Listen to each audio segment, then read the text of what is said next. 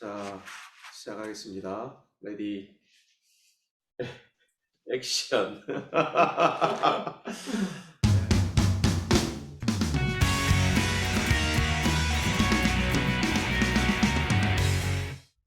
네. 자, 일상학교에서 준비한 주제는 공존의 시대를 위한 대화라는 주제입니다.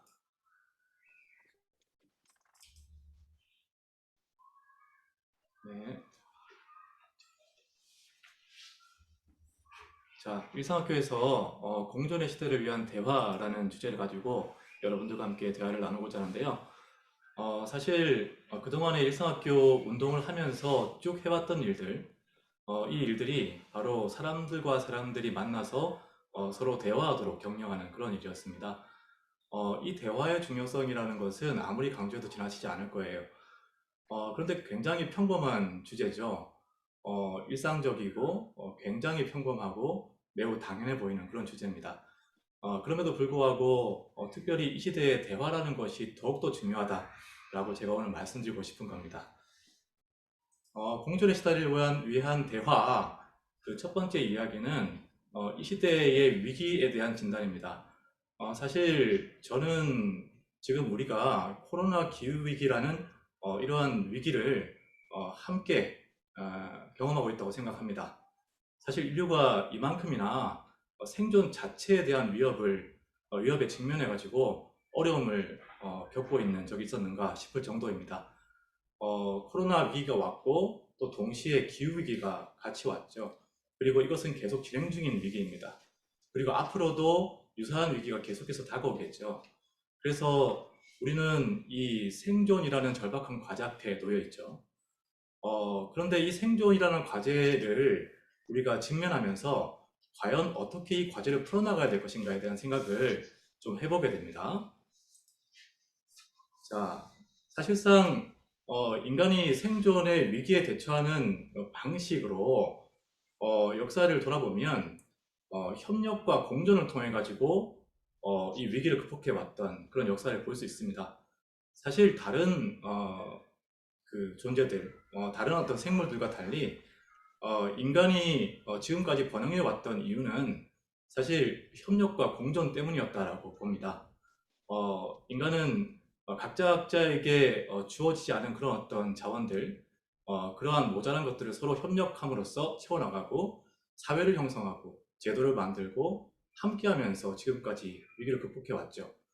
하지만 또 한편으로는 인간 역사를 돌아보면은 서로 배제하고 착취하고 차별하고 그리고 그런 가운데 서로 경쟁하면서 다른 존재를 배제하는 방식으로 생존을 모색해왔던 그런 역사도 있죠.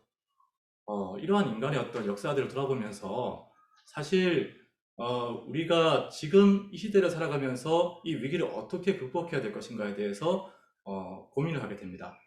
일상학교에서도 사실 그런 주제를 가지고 논의를 많이 하고 여러 선생님들과 함께 토론을 많이 진행했죠.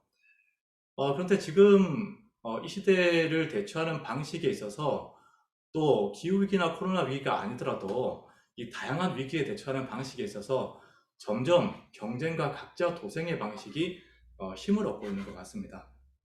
신자유주의가 고도화되고 그를 통해 가지고 각자가 살아남아야 된다는 어떤 관점이 생기게 됐죠. 특별히 우리 사회에서는 IMF나 그리고 글로벌 금융위기 이런 과정을 거쳐오면서 어떤 이런 태도가 많이 확립되게 됐단 말이죠. 자, 그래서 나와 내 집단 그리고 나를 둘러싼 주변 환경에 있어서의 안정과 생존과 복지를 모색하는 것이 전부가 아니냐. 뭐 이런 식의 어떤 관점이 형성되게 되었고 그런 태도가 굉장히 많이 확산됐죠.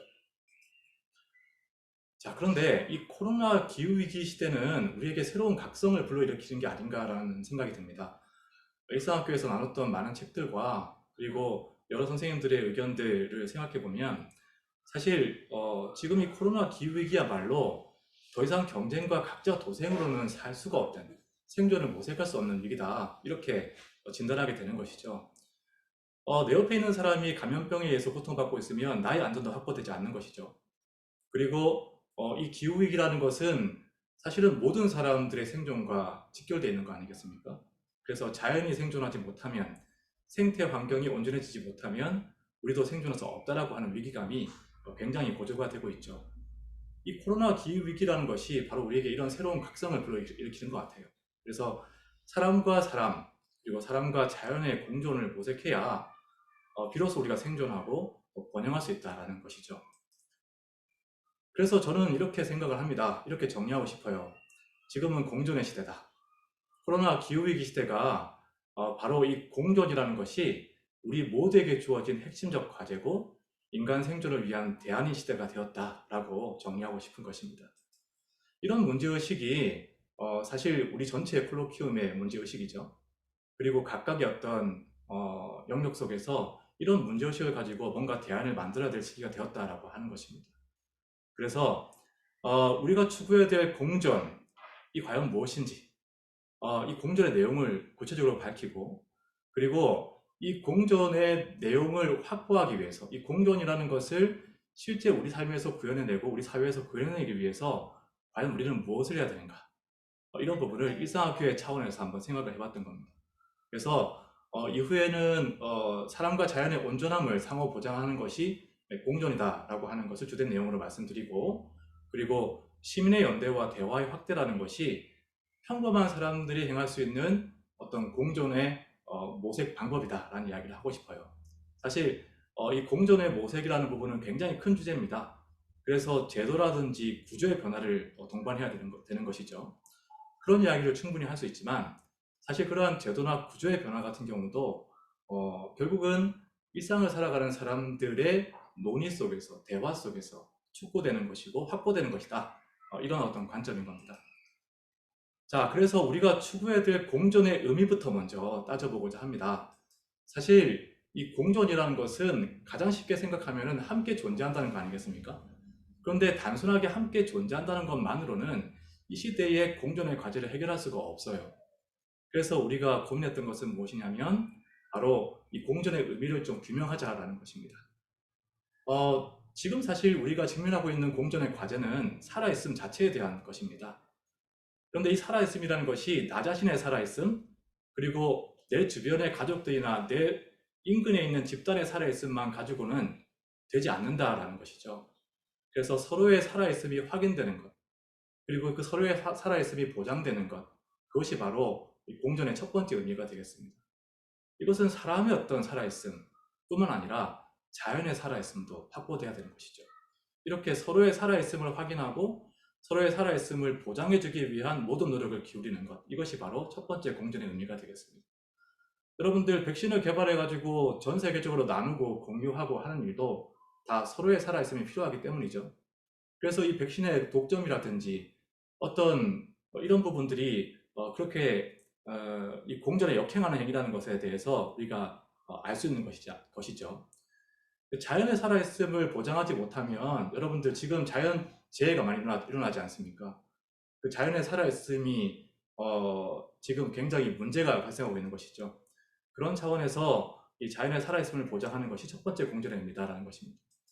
근데 사실 제가 오늘 많이 강조하고 싶은 것은 이 온전함을 확보하는 공존입니다. 이 사람과 자연의 온전함을 확보하는 것 이것이죠. 이 온전함이라는 개념에 대해서 생각을 해봅니다. 사실 조금 낯선 개념일 수도 있겠습니다. 어떤 사람은 이것을 좋은 삶이라고 표현하기도 하고요. 어떤 사람은 인간의 번영이라고 표현하기도 하죠. 이러한 온전함을 확보하는 것이야말로 공존의 본질적 조건이라고 할 수 있는 것입니다. 자, 그렇다면 이 온전함이라는 게 무엇일까요? 이 자연의 온전함과 인간의 온전함을 생각할 수 있는데요. 이 창조주가 자연을 조성한 의도와 목적에 부합하는 형상과 기능을 조화롭게 구현하고 있는 그 상태 이것이 바로 자연의 온전함이라고 할 수 있을 것 같아요. 그래서 이러한 자연의 온전함을 확보하는 것이 첫 번째 과제고요. 두 번째 과제는 사람의 온전함입니다. 사실 우리 서로의 온전함에 대해서 돌아볼 필요가 있어요. 그냥 같은 사회 속에서 동시대를 살아가고 있는 사람이 함께 존재한다는 것만으로는 우리의 생존과 공존을 확보할 수 없습니다. 내 옆에 있는 사람이 온전한 상태로 살고 있는가? 그리고 혹시 이 온전한 상태에서 벗어나 있는 사람이 있지 않은가를 돌아봐야 되는 겁니다. 건강적인 상태부터 시작해가지고 즉 신체적인 어떤 온전함부터 시작해가지고 정서적인 온전함, 영적인 온전함, 사회적, 정치적인 온전함, 이 모든 것들을 확보해 나가야지만 사실은 진정한 의미의 온전함이 있을 수 있는 것이죠.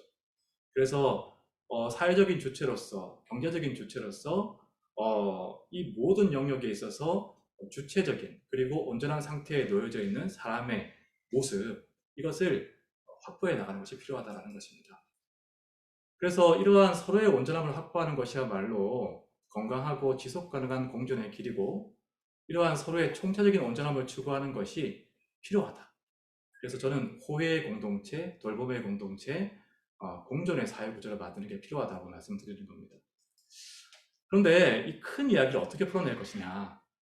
사실은 앞서 말씀드린 것처럼 우리 일상을 살아가는 평범한 사람들이 이 과제를 어떻게 수행할 것인가에 대한 이야기를 하고자 할 때 저는 연대와 대화를 이야기하고 싶습니다. 첫 번째는 일상의 연대예요.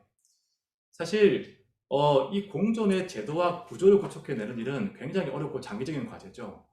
이 장기적인 과제를 달성해 나가는 데 있어서 첫 번째 우리가 모색해야 될 것은 연대라는 것이 우리의 삶의 양식이 되는 것, 라이프 스타일이 되는 것을 이야기하는 겁니다.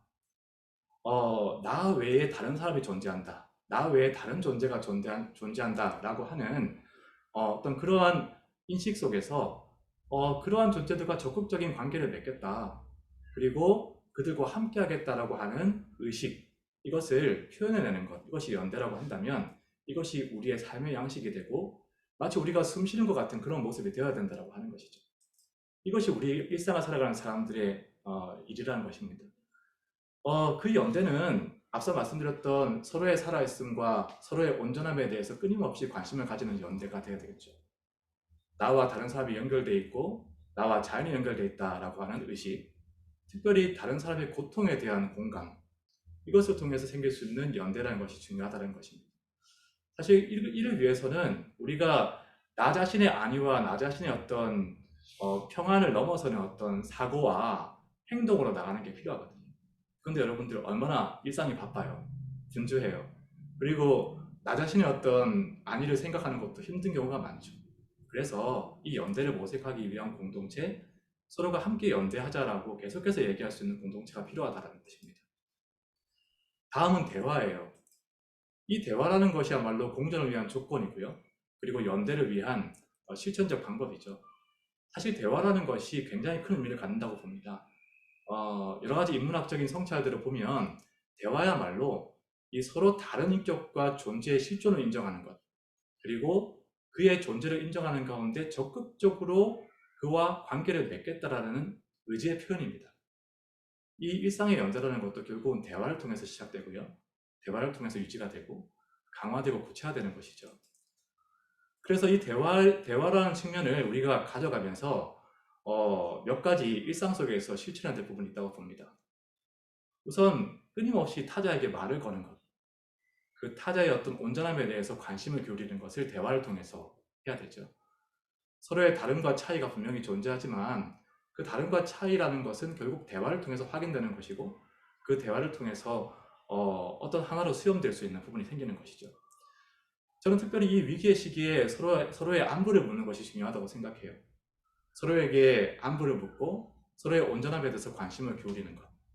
특별히 잊혀진 존재에 대해서 말을 거는 것이 중요하다고 생각합니다. 사실 우리 사회 속에서 온전함을 경험하지 못하고 있는 사람들이 있죠. 그리고 자연의 온전함도 파괴되어 있죠. 그 존재에 대해서 관심을 기울이고 말을 거는 것이 중요하다는 것입니다. 자, 그래서 이 공존을 위한 대화의 방법에 있어서 첫 번째는 경청의 과제가 있다고 봅니다. 다른 사람의 어떤 형편, 그리고 온전함에 대한 관심은 결국 들음으로부터 나오는 것이죠. 특별히 말을 잃은 존재, 우리 사회 속에서 고통을 받고 있음에도 불구하고, 그래서 생존이 위협받고 있음에도 불구하고 말을 할 수 없는 존재에 대해서 귀를 기울이는 것. 그리고 자연도 여러분들 직접적으로 말을 하지 못하잖아요. 하지만 그 자연의 고통과 신음에 대해서 귀를 기울이는 것. 이것이 경청입니다. 두 번째는 평등이죠.